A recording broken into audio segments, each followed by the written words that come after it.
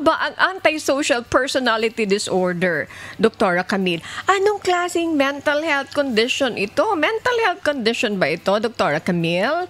Thank you po. Yeah, okay. Definitely, pag sinabi nating personality disorder, hindi ito yung sabi mo may hallucinations or yung mga may delusions, yung mga parang naprapraning, hindi. Actually, ito yung pag-uugali na makikita mo sa isang tao. And when you talk of antisocial personality disorder, ito yung sinasabi natin na pinaka-challenging sa lahat ng mga personality disorder. Bakit? Kasi karaniwan, pag sinasabing antisocial personality ka, ito yung mga tipo nagiging kriminal.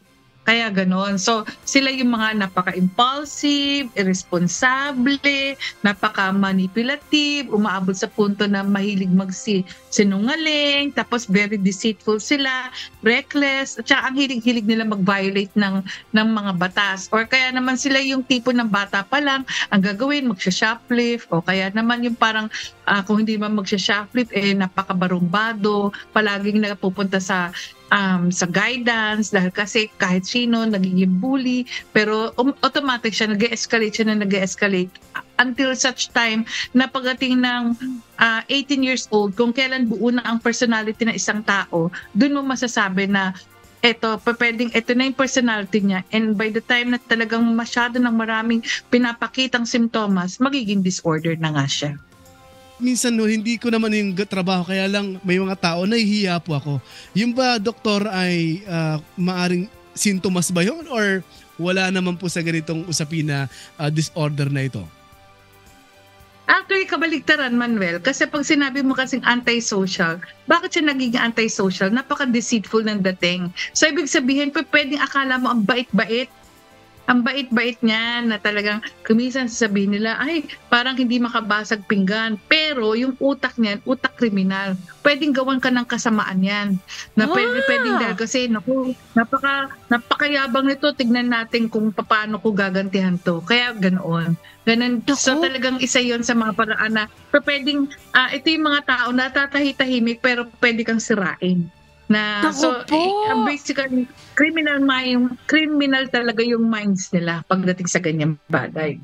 Grabe pala to, Manuel, itong antisocial personality disorder.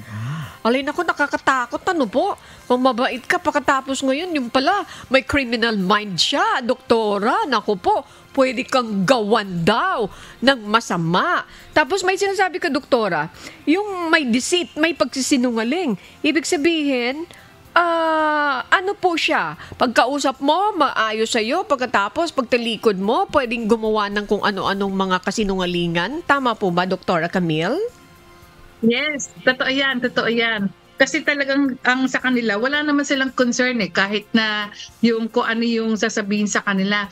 Actually, pag ginawa nga nila yun, isa sa mga talagang sabihin natin, yung behavior na isang may antisocial personality, walang remorse. O hindi sila nagre-regret pag yung may ginawa silang kasalanan. Wala silang pakundangan, hindi sila guilty. Parang sa kanila, ang sasabihin pa nga nila, buti nga sa'yo.